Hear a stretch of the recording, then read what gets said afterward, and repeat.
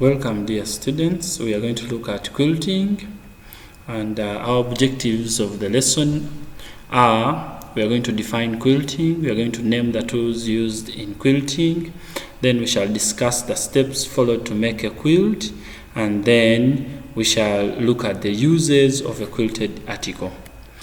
The key vocabulary in this lesson, we are having batting, and batting simply means the middle layer of fabric.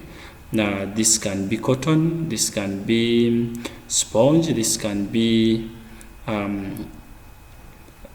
any layer which is soft, that is put between the two layers of fabric to make a quilt. Then basting, this one we are going to look at it as we move on, as we continue.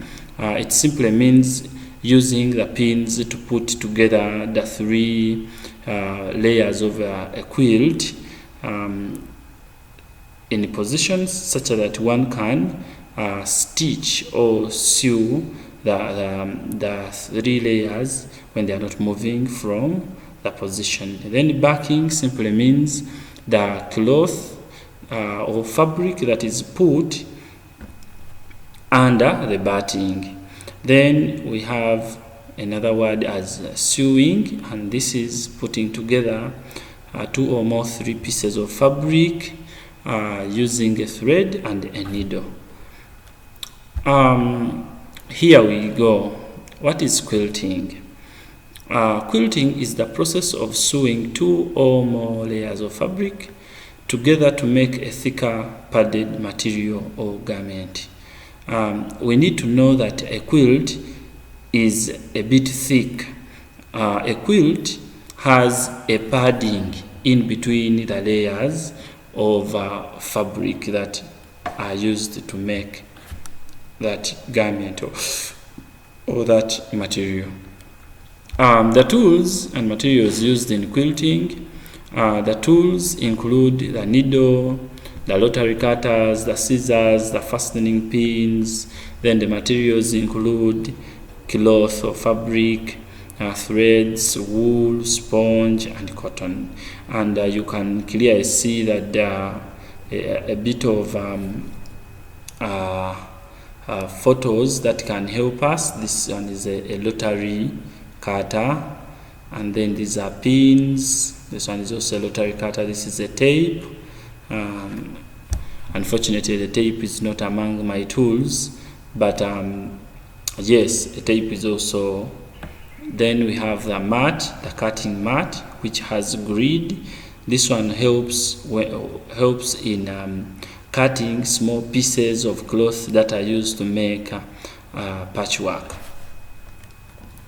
Then we are looking at the steps followed to make a quilt, and the very first step is to collect the materials and tools. And then when you have all the materials you need and the tools, then you generate your pattern of your quilt on paper and then transfer it to a fabric. Then you need to know what kind of quilt you are going to make. If you are going to make that kind of quilt that has patchwork as its top fabric or top layer of fabric, you need to first cut the fabric into small pieces and then sew them together so that you can make the top layer or the top cloth when it is very big. Then if you are going to use only one piece of cloth, then you just get your cloth and bastee your quilt. Now, if the topmost cloth is going to be one piece of cloth, you just get your three pieces of cloth. That is the topmost cloth, the batting, and then the backing. When you get them, you use the pins to hold them in their positions, and this is what we are calling basting. Basting is holding the three layers of a quilt in position using pins. Some people can use clips Yes, after holding them in position, you start the actual quilting, and this is using either a machine or hands to sew the cloth or to embroider the cloth, to embroider your quilt.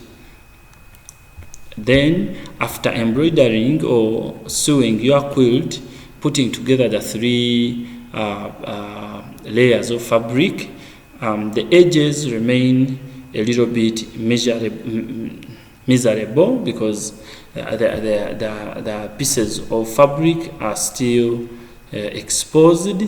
You need to get another piece of fabric and bind your edges, as you are seeing in the picture. In the binding, you can use a piece of fabric, or you can also use threads. Then, from when you have finished the binding, your quilt is done. Now, that is how you can make a simple quilt. But remember, this quilting can be used in different ways. For example, you can have a quilt as a collar of your shirt, the collar of your shirt, the